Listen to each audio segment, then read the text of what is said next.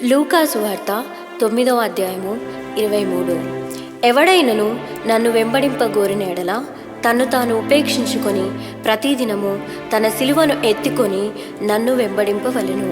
అంటే ఈ వాక్య ప్రకారము మనం సిలువ అనే అద్దం లోపల మనల్ని మనం స్వీయ పరిశీలన చేసుకుంటూ, మనల్ని మనం తగ్గించుకుంటూ, అన్ని విషయములలో పరివర్తన చెందుతూ, మన విశ్వాస జీవితంలో మన సిలువను ఎత్తుకుంటూ ఆయనను వెంబడించాలి అనేదే ఈ పాట యొక్క పరమార్థం.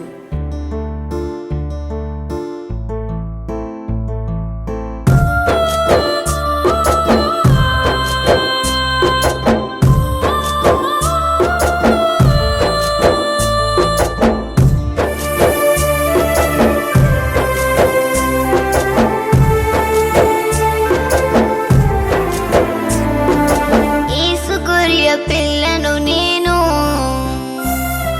వదకు తేబడిన గొర్రె పిల్లను, యేసు గొర్రె పిల్లను నేను వదకు తేబడిన గొర్రె పిల్లను.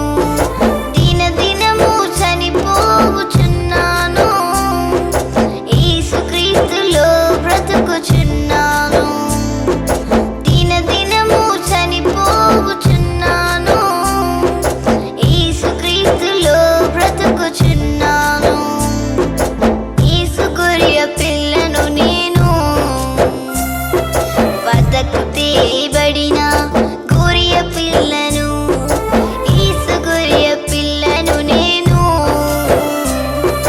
వదకు తేబడిన గొర్రె పిల్లను.